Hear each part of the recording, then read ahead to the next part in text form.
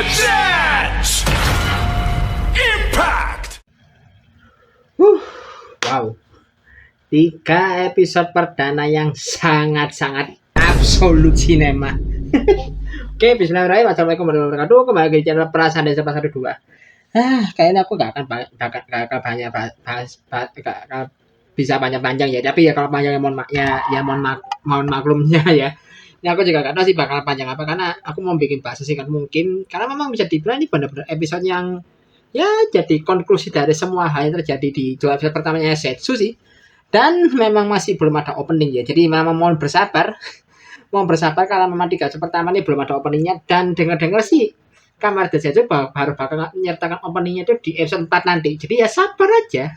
Jadi karena langsung aja aku mulai bahasa singkat dari Kamar Setsu episode ketiga. Dan melanjutkan dari petarung sebelumnya yang pasti Kamar Setsu lawan Bom Nightmare yang seperti diinterupsi sama si Nox.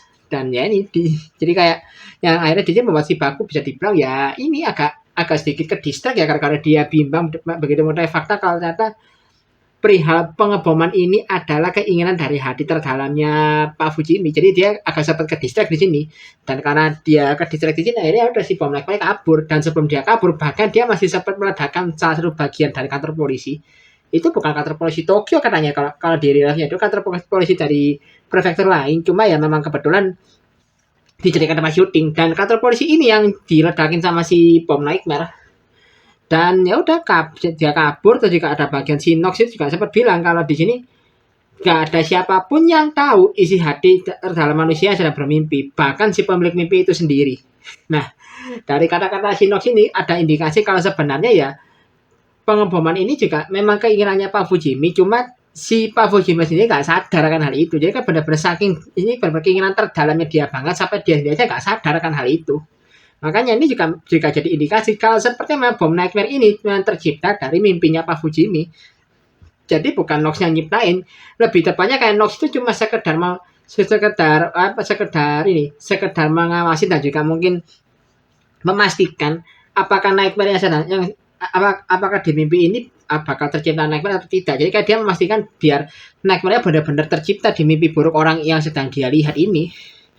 Jadi ya Nightmare bukan benar-benar pure dia yang buat, dia cuma ngawasi aja bisa dibilang untuk sementara ini loh ya. Kalau aku lihat sih kayak gitu.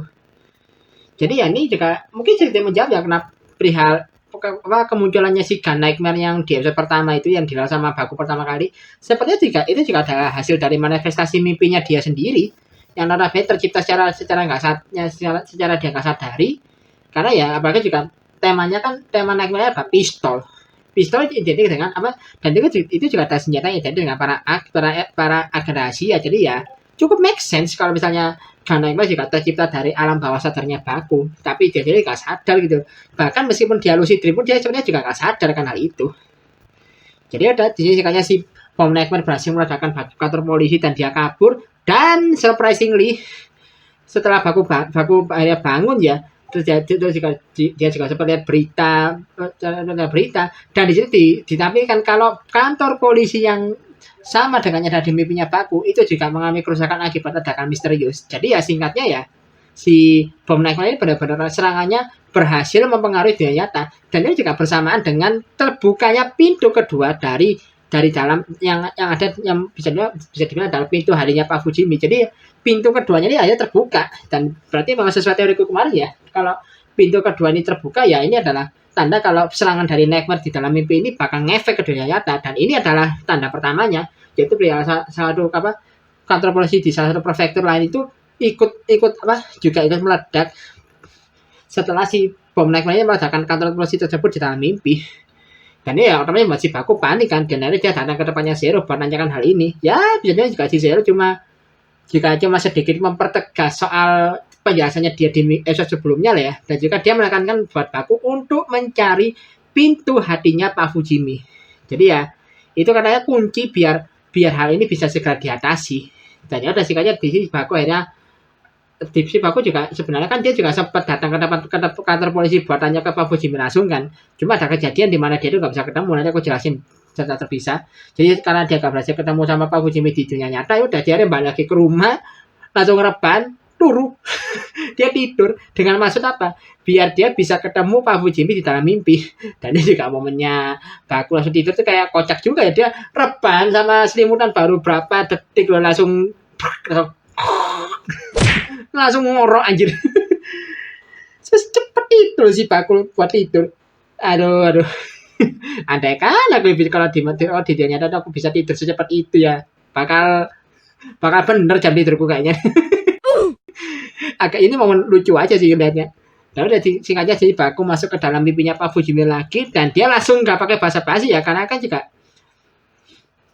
dia langsung datangi Pak Fujimi dalam mimpi dan langsung tanya ke Pak Fujimi saat juga perihal pintu harinya Pak Fujimi itu di mana dan nanya juga agak ngotot sih si Baku ya jika ada sedikit merasa tegang lah karena kan jika memang bisa dibilang kalau di mimpinya Pak Fujimi ya Baku itu buronan gitu ya.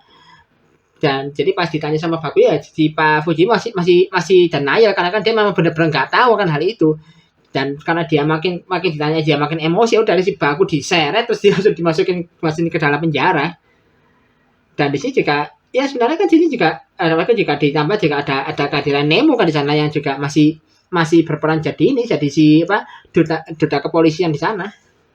Ya meskipun juga bisa dibilang dari dialognya sih untuk sementara ini ya memang aku setuju sih sama perkataannya Akan Reza kemarin. Kalau mau si Nemo ini masih ya bisa dibilang masih agak sedikit menyebalkan sih ya dari kata-kata dia kayak ya oke, dia memang mendalami peran di mimpi yang dia datangi cuma kayak nggak bisa baca situasi aja gitu makanya agak menyebalkan di sini gerakannya si Nemo jika pas dia lihat pas dia ngomong si Baku itu keterlaluan karena kan pas dia bilang tanya-tanya kayak gitu ke Pak Fujimi juga itu kayak ini si Nemo ini memang paham situasinya atau enggak sih dan setelah sedikit dibujuk sama si Baku ya meskipun awal juga awalnya si Nemo juga akan nolak karena dia masih benar-benar pengen mendalami peran dia dan udah di sini juga akhirnya si Nemo bukakan pintunya karena mungkin dia melihat kalau Baku ini benar-benar serius sama perkataannya makanya sama si Nemo akhirnya dibantu buat kabur dari penjara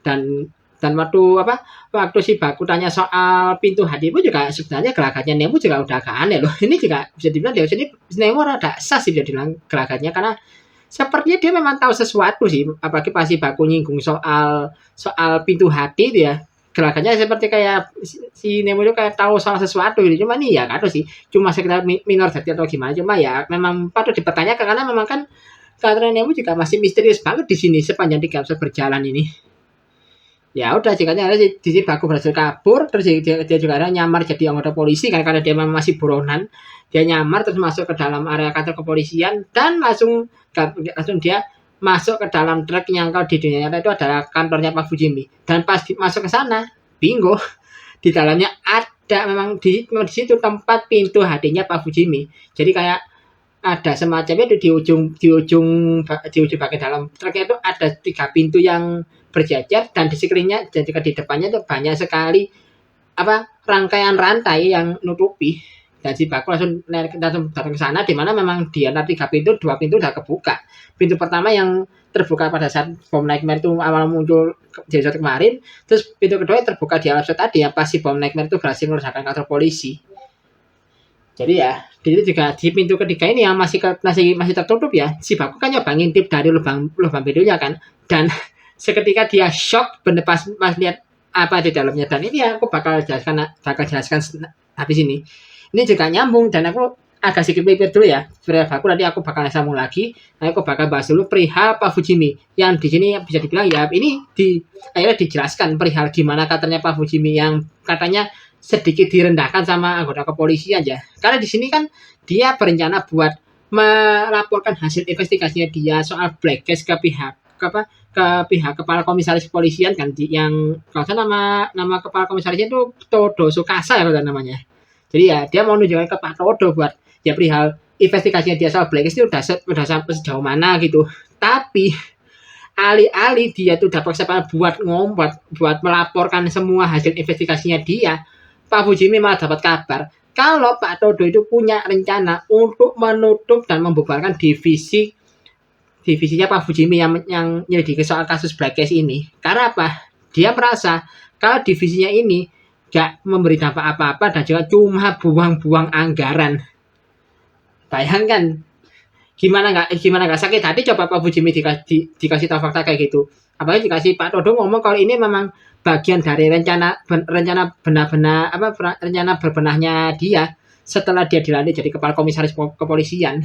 Ya, di sini jika Pak Fujimi dengar ya jika dia jelas marah dong karena kayak dan dia juga tidak bersikeras buat menunjukkan soal semua ini semua hasil penyelidikan dia soal black case.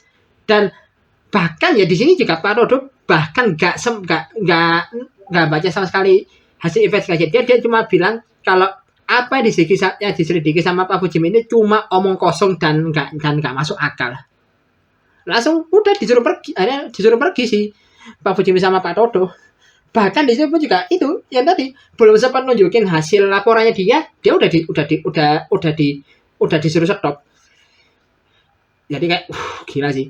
Bener-bener ngegambarin banget ya ini bener-bener nyebelnya, waduh gila sih, emosi aku di bagian ini bener-bener kayak gimana ya, semua kayak di sini kayak bener-bener jadi titik di mana semua usahanya Pak Fujimi selama ini ya jadi berasa sia-sia gitu loh, karena si Pak Todo itu kayak karena memang dia nggak ada yang dengerin sama sekali gitu, nggak ada orang yang mau dengerin dia, nggak ada orang yang mau ngerti dia bener-bener berjuang sendiri menjadi black case ini loh. Jadi ya anjir, benar-benar kayak nyesek sih kalau di posisi Pak Fujimi ini. Dan ya ini yang akhirnya nyambung ke mimpi yang dilihat sama si Baku, karena waktu Baku ngintip itu kan dia sempat shock kan melihat apa yang terjadi, dan pasti dia langsung datangi Pak Fujimi dalam mimpi dan dia mendapati kalau versi alam bawah sadar Pak Fujimi lagi dalam keadaan kayak linglung gitu. Jadi ya ini benar-benar di dalam pintu hati ketiganya Pak Fujimi masih tertutup itu, dia kayak linglung dan dia kayak ngomong hancurkan semuanya. Jadi ya karena perlakuan anggota kepolisian ini, perlakuan dari pihak kepolisian terhadap dirinya inilah yang akhirnya men-trigger Pak Fujimi buat kepikiran untuk menghancurkan pihak kepolisian. Dan ini juga yang akhirnya mengakibatkan si bom nightmare ini tercipta dan langsung menyerang lokasi-lokasi yang jadi kantor para polisi ini gitu.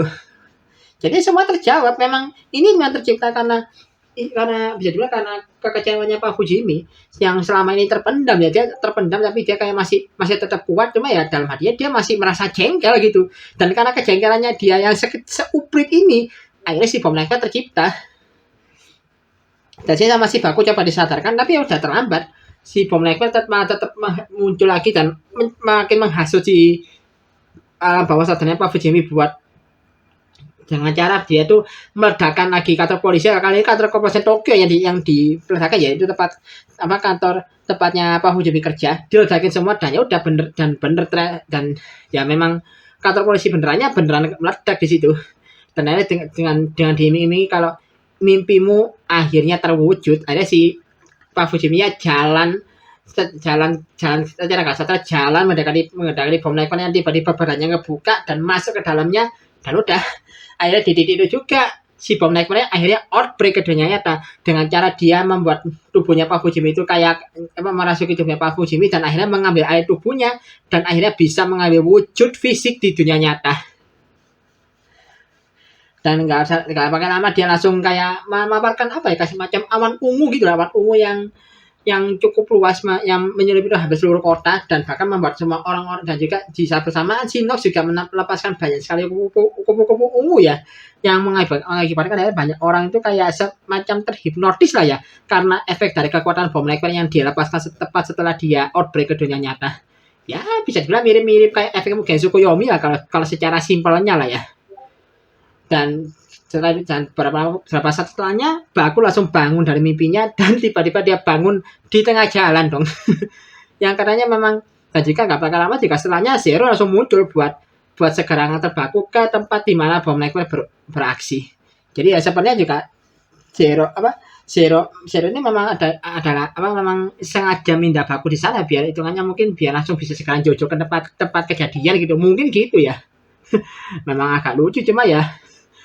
Nah, memang sedikit lucu ya, cuma ya sepertinya kalau ditelaah lagi ya, kenapa kok bisa tiba-tiba Baku pindah tempat ya, di mana dia awal tidur di kamar dia tiba-tiba bangun di tengah jalan. Ini juga sebenarnya bisa jadi indikasi sih kalau kalau tembok pembatas antara dunia mimpi dan juga dunia nyata itu mungkin semakin memudar karena ya karena si bom Nightmare ini sudah outbreak duluan. Jadi karena si bom Nightmare ini sudah keluar sudah berhasil mengambil wujud fisik di dunia nyata, akhirnya tembok pembatas yang selama ini memisahkan antara dunia mimpi dan juga dunia manusia, dunia mimpi dan juga dunia nyata, akhirnya makin lama makin menipis. Sehingga kayak semua hal jadi kayak bias gitu. Makanya akhirnya efeknya ada pengaruh dunia mimpi bisa ke bawah ke dunia nyata dengan skalanya lebih gede. Kayak sih gitu ya.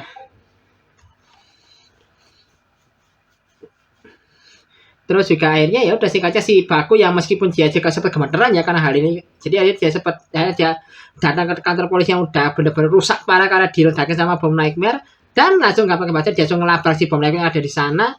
Meskipun dia sempat diintimidasi ya dan juga ditakut-takuti karena ya gimana ya kan si Baku kan bener-bener beraksi dalam personifikasinya dia sebagai manusia biasa, bukan sebagai agent seperti di mimpinya. Ya bener aja si di babak belur si Baku di sini dia udah bagus ya, dia sudah standby pakai belnya, pakai sensor driver, dia masih dikebukin bahkan sampai ditarik lah, dipukul, ditendang segala macam. Jadi kayak dan juga sedikit diintimidasi sama si bom Nightmare ya, tapi ya si Bakunya masih nggak kepengaruh sama sekali, dan akhirnya dia akhirnya untuk pertama kalinya Baku berubah menjadi Kamen Rider Zetsu Physical Impact di dunia nyata. Dan memang secara perubahan juga bisa dibilang proses Henshinnya juga cukup unik ya, karena ya si Baku memang tetap ngomong bahasa Inggris, cuma bahasa Inggrisnya pakai aksen Jepang. Ya mungkin ya karena memang ini jadi pembeda ya. Kalau Baku di dunia mimpi mungkin dia ngomong bahasa Inggrisnya lancar ya, benar aksen Inggris, tapi kalau dia di dunia nyata ya pakai aksen Jepang dia ngomongnya.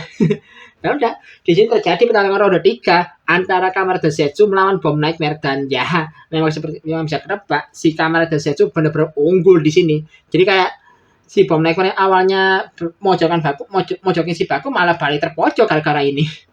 Apalagi juga battle-nya makin dipercantik dengan BGM baru, dan yang memang ini benar-benar BGM perdana yang dari Kamen Rider Zetsu yang berjudul Move Take It ya katanya. Dan ini juga kalau di secara pelafalan kayak Move Take It ya bisa juga dibaca sebagai Muteki atau Unbeatable. Cukup unik ya penulis judulnya. Dan nyanyi siapa? Salah satu membernya Back On anjir, yang si Teda kalau saya. Ini yang yang bagian nge-rap, yang bagian si ini rappernya Back On. Dia yang nyanyi dong tata. Buset. Comeback lagi Back On ngisi lagu Kamen Rider setelah 2 tahun. Kan sebenarnya mereka kan ngisi lagu di Kacar kan. Banyak lagi di Zetsu sekarang. Buset dah. Dan ini juga, dan akhirnya juga di sini si Baku kembali menggunakan formnya dia yang lain, jadi Kamen Rider Zetsu Physical Transform, dan buset bener-bener kemampuannya dia bisa ngubah bentuk badannya, bentuk bagian tubuh dia sesekali benar-benar dipertonjolkan di sini. Dan secara dari segi dia bisa manjangin tangan, manjangin kaki, terus jika dia kayak ngasih tendangan tumit dari atas dengan kakinya manjang duluan. Itu gerakannya bener-bener gerakan glownya Luffy anjir. Coba lihat dengan baik-baik. Beberapa gerakan bertarungnya si Kamen Rider Zetsu Physical Transform itu bener-bener gerakan bertarungnya Luffy loh. Yang pas dia melarin tangan, terus jika dia melarin kaki buat nendang ke bawah, itu gerakannya Luffy anjir, jelas banget itu. Dan bahkan juga karena saking, dan bisa ya ini juga membuat si Kamen Rider Bom Nightmare makin terpojok lagi. Bahkan waktu si Zetsu Physical Transform ini merentangin tangannya, kan dikiranya kayak serangannya dia meleset kan, ternyata dia tangannya muter balik dan langsung nusuk si Bom Nightmare dari belakang, dan akhirnya membuat inti bom di dalam badannya dia itu kabelnya putus, dan akhirnya bomnya gak jadi meledak. Kan memang di sini juga dijelaskan kalau si Bom Nightmare kan berencana buat meledakkan dirinya dia beserta dengan Pak Fujimi yang ada di dalam badannya dia kan. Makanya ini juga yang akhirnya juga gara-gara bomnya itu inti bom di dalam badannya dia udah dijinakkan sama si Baku, ya udah bomnya gak jadi meledak, dan akhirnya gak pakai basa-basi langsung si Baku berubah lagi jadi Physical Impact dan langsung nge-rider kick secara telak si Bom Nightmare, dan akhirnya udah selesai, Bom Nightmare kalah di situ. Dan juga akhirnya si Pak Fujimi selamat, meskipun ya jika Pak Fujimi bangun itu waktu dia didatangi sama Nagumo ya. Pas dia bangun itu dia langsung kondisi linglung ya, apalagi juga dia bingung kenapa pas dia bangun tuh kondisi sekitarnya kan udah berantakan, udah chaos banget ya pas dia melek itu. Nah dia juga apa, nah juga kenapa Fujimi juga sempat sekilasnya lihat baku sih, cuma dia kayak mungkin karena masih setengah sadar ya, dia juga nggak bener-bener nggak kalau ada baku di depan dia. Aku juga baku langsung ngilang kan setelah itu, kayak bener-bener langsung cepet banget ngilangnya si baku itu. Nah, ya. Dan juga ini disambung juga dengan Nox yang biasanya muncul lagi dengan berkata kalau mengatakan tujuannya dia untuk menghancurkan dunia yang sudah menyimpang ini. Dan juga dia berencana buat mencari korban berikutnya untuk dihinggapi mimpi buruk lagi. Jadi ya memang bisa dibilang ya mungkin ya ini ya kayak cara yang dilakukan oleh Nox untuk memastikan, untuk mencari orang yang punya mimpi buruk, yang nanti mimpi buruknya ini bisa dijadikan sarana untuk melahirkan Nightmare baru lagi. Mungkin gitu kali ya. Ya udah, episode selesai dan langsung aku lanjut ke preview episode 4 ya. Yang misinya kan ada Protect the VIP Bride. Wanjay. Misi baru lagi. Karena dia bakal muncul Nightmare baru lagi ya. Karena ini muncul di mimpi yang misalnya mimpi seseorang yang mau nikah ya, Kak. Makanya kan misinya adalah Protect the VIP Bride kan, katanya si Zero. Ini nama Nightmare-nya belum dijelasin sih ya. Tapi Nightmare bener kayak burung sih. Mungkin aku sebenarnya nyebutnya Bird Nightmare kali ya. Memang bentuknya dia mirip burung di sini. Dan aku juga masih belum tahu sih ini kali ini mimpi siapa yang jadi tempat munculnya Nightmare ini, mimpi siapa juga belum di reveal. Jadi benar-benar masih dirahasiain. Dan juga ini juga ada poin kedua itu adalah soal ini Zero yang bakal memperkenalkan beberapa Zetsu Gear yang bakal dipakai sama si Baku nanti, yaitu ada ini Zetsu kamera, terus juga ada Zetsu license, ada Zetsu sensor.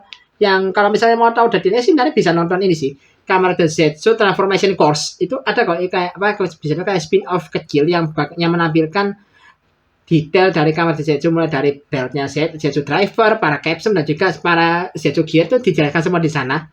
Ya, aku belum bisa bikin bahasanya sih. Jadi kalau misalnya mau bikin bahasanya, mau lihat bahasanya kayak gimana, bisa nonton di channelnya Agadesa. Agadesa udah bikin video sendiri buat bahas si Transformation Course ini. Jadi aku bakal tampilin thumbnail di sini, sama nanti aku bakal sertain linknya di bawah kalau mau lihat videonya Agadesa yang mana.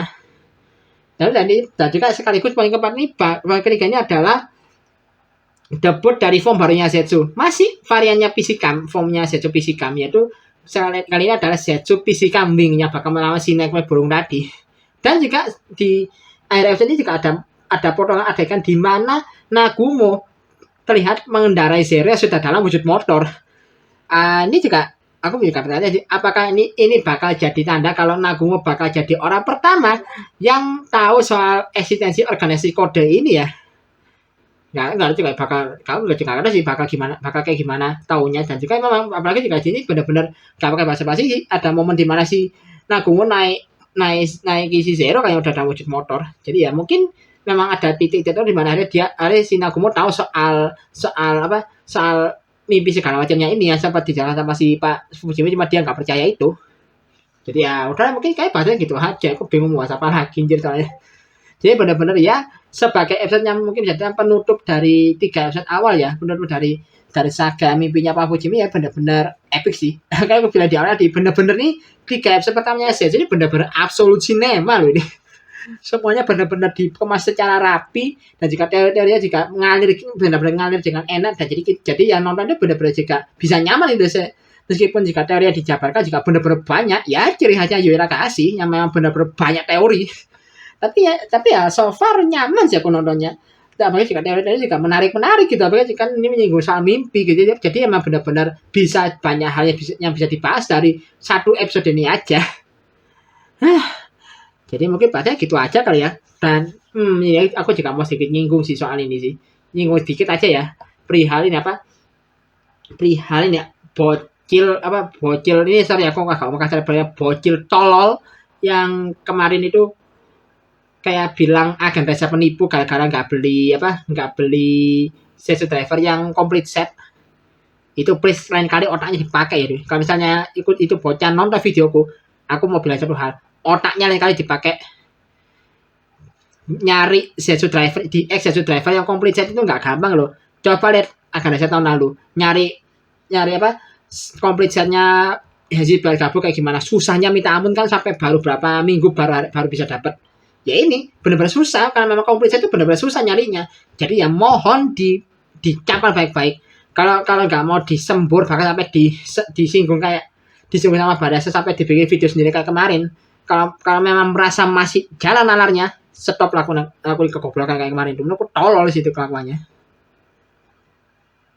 Jadi udah, ini aku juga aku nggak mau bahas lama-lama karena aku besoknya ini mau aku berapa hari ini mau ada event gede di event kerjaan yang memang yang bakal berada jadi aku mau makanya aku mau bahas ini mau bahas sama ngedit ini secepat mungkin biar biar nggak ada tanggungan lagi jadi ya udah lah sekian dulu video kali ini like dan share video ini kalau suka dengan video ini subscribe juga channelku kalau suka dengan channel ini kalau mau ada yang kalian koleksi atau akan tambahkan juga bisa tulis kolom komentar dan kalau mau kasih dua nama juga bisa klik link traktir atau klik sama dia di kolom deskripsi di bawah. Akhir kata, assalamualaikum warahmatullahi wabarakatuh. Salam dari Prasani 1412.